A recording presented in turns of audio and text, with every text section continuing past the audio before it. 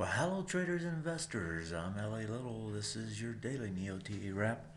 Take a look at these markets, doing it from a neoclassical perspective. We're looking at supply and demand on the charts, and we're using that information to make wise decisions about how to manage our portfolios. What we do is we teach. We show you how to feed yourself. We don't be throwing the fish at you. If you're interested in that kind of stuff, then hit the join community. Come and see what we got. Write me personally if you want, tat@tatoday.com. As far as what these markets did, let's take a look at it. It was a down day. This is not the first of the down days, but actually this is the most important one we've seen in quite a while, and I'll show you why here as we get going. Over in Europe, they were pretty flat, a little bit back, a little bit forward. Dow lost a little bit, not too much. NDX, same thing. Russell was the dog again. Russell has been the dog, and the Russell's the key one tonight. S&P down 0.25%. Over in Asia, down as well. And if you look across the boards, not much up anywhere you look. Gold, silver also down, as were actually the bonds. I believe were about flat. Yeah, they were up a little bit on the 10 years. Let's take a look here at the charts, because what we have tonight is we actually have that pullback taking place now. If you look at the way this set up today, you had the fill of the gap finally, and that fill of the gap, as it comes, it's on less volume than the spike up, and so it's good that you left volume up there. But as we suspected, and as I told the members this weekend, that looked to me to be a short covering spike. It probably wasn't going to hold, and we'd probably see this gap filled this week, and that's exactly what we have at this point. The doji today comes on heavier volume, so you get under back over, but you have heavier volume. You're pushing into this bar. You're not quite into it yet. 2368, in other words, you didn't close into it. 2369, and this one was 26, so you're just a little bit over it in terms of the close. But the fact that you had more volume says you're going to try to push it again tomorrow, most likely. If you look over at the NASDAQ composite, on that composite, you've actually got a little doji again, the same sort of thing, same characteristics. And then if you look at the NDX, on the NDX also the same characteristics. And finally, if we go to the Russell is the tell, and that's one of the things I was telling members in the weekend broadcast. We were going to be looking for two things. We were going to be looking for this retest regen to fail, right? And that's what you got today.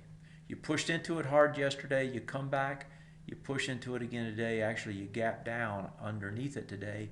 And the other thing we were looking for was dark candles like we see right there, here, right? These dark candles are usually not a good thing, and that now tells us that the trend in the Russell is no longer up. It's sideways at best on this time frame. And that's for a while, folks. The thing that you have to recognize, and I want to go back to the S&P 500, is if you look at the S&P and you bring over the weekly chart on it, and you take a look at the way this one's set up, what you did last week on the S&P, and it didn't get noticed in most places, you probably haven't heard about it, but you got back under a lot less volume after a pretty good move up. That's a recipe for a pullback. And again, the pullback is what we're starting to see here. If we move over to the sectors, and I haven't had a chance to look at these, so we'll flip through them together, see what they look like.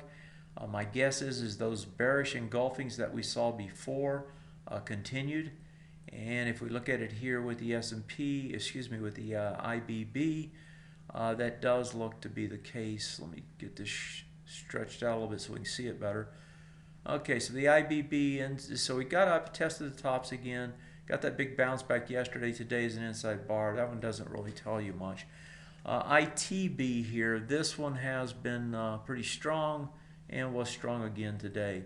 If we look at the IYR, and on that one, you just keep coming down. Now you're doing a bullish retest regen. What I expect you're going to start seeing is you're going to see some of these bullish retest regens start to fail. In other words, you go over, right? You break out. That's the breakout. You make your move up. Now you come back into them and you test them. Now in this case, it's the first test after more than 6 bars. And that usually is going to give you a bounce, right? It's more than 6 bars since this breakout. That usually will give you a bounce. That's usually a pretty high probability buy right there for a bounce at minimum, right? If not a regeneration to the top side. If we move on down the line here, IYT. Now this was the first one of the majors to actually fail the bullish retest regenerate, and that failure was back here. And I've pointed this out many times before. When you see a failure like this, even if you get back into it the next bar, you're probably going to see it come back and do it again. That's exactly what you're getting tonight. You're back underneath it again. This thing's going to try to go after this swing point low. This is a big range at best. Let's look at the weekly. Yeah, so the weekly is set up so you can come all the way back to about 164. The SOX. Okay, now the SOX has been the big leader, and SOX is still hanging up here at the top. They never want to turn out the lights, folks, and they don't want to do it on the SOX yet. XLB, this one's been under pressure for a while. Today gets more pressure. So we do the top, we do the test failure at the highs. Remember, we had this test failure up here. That gave us a clue that probably the next bar was going to be down, and it was. Now we get the continuation down. We're into the big bar. We're into it deep enough now to where you're going to go after the bottom of the big bar. So that's your price point target, 51.54. Keep going down the list here. What do we got? XLE. This one can't get out of its own way. That's a bearish engulfing today. That's not a good sign. XLF. That says more downside. XLF. Got to under, over, more volume, same sort of things. Just about filled the gap. I would expect to see this trade into this 24.57 tomorrow. XLI. If we look at that one also has been coming down. That one actually can retrace a little bit more as well. Nothing strong there, but yeah, more retrace. XLK tried to get higher, couldn't stay up there. Hanging tough, just like the NDX. XLP, this has been going higher until lately, and it's coming down with everything else. Looks to me like it's going to come fill this gap here. That price point's 53.93 to 54. Where's it at? 54.56. Excuse me, 54.52 to 56. XLU, utilities, safety play, and they're hanging at the highs. Now XLV got slapped down by Trump today. You know, he likes to tweet, and he tweeted, and this one got smacked. I think it's, you know, it's had a heck of a run. A pullback into this area probably makes sense. That's around 73.80, probably into that 73.20 area. XLY, and that one also looks like it's trying to roll. So when I look at the indexes, I look at the sectors, they all look about the same. Let's pop over real quick. I want to see what the world markets look like. And I'm going to pop into Europe because we got the European market's going to be the big story this week. And we'll start with the DAX. And that's because of the Draghi ECB numbers and whatever they're going to do. So this one's hanging. A lot of dojis, they're hanging in front of that news. That news is on Thursday, so you got one more day in front of that news. If we look at London, London is coming back in, doing a swing point high retest regen. The low there is 73.20, and it looks to me like it's going to do a full retest regen tomorrow, and we'll see if it holds. I don't know if it will or not. But that's where it should if it's going to. And the CAC's trying to come back into those swing point highs to do its own retest regen. So you've kind of got the same thing happening in Europe. You got the retraces on, and it looks like they're going to come back into those highs. And the Swiss market actually gave it up a little bit today too. It has been the most reluctant of those markets. Quickly turning over to Shanghai, I'm curious to what it did last night. And that one's hanging pretty tough. Let's look at, while we got a chance here, let's look at the currency markets because that's going to be the mover. We'll start with the dollar.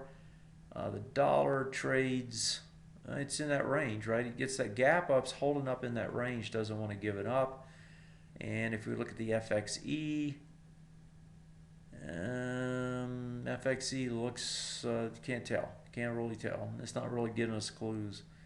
Let's see what the Swiss market looks like again. and that one's dribbling down lower. That's what's been supporting that Swiss market, it looks like. Moving over to the Ox markets, gold and silver have been getting hit. Let's take a quick look at those.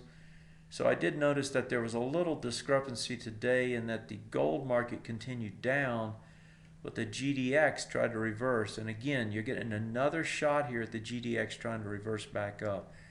It has turned bearish. It's into the big bar now. This is, if you're going to see a pushback the other way, I would expect it tomorrow. Looking at the gold market itself, gold, yeah, just pushes down even heavier today. 0.81 down, under the swing point low. Doing a retest regen. So this is the key area on it. So again, these metals to me looks like tomorrow's kind of a critical day. The next couple of days here, critical days for them. They got to hold. And that looks to be the biggest part of the news tonight. You know, you still got big cap technology hanging in there pretty tough. Well, we got a second here. Let me take a quick look. I want to look at the big three: Microsoft and Apple. So Microsoft's just range trading. Apple's range trading, a tight range at the top, and Google also big spike down on earnings and has come all the way back up almost to the top, type range trade. So technology still the strongest of the strong, folks.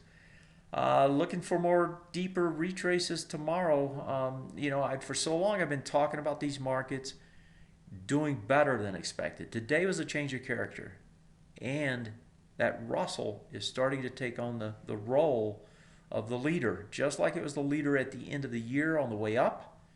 It's the leader on the way down right now. Have a great one. See you next time.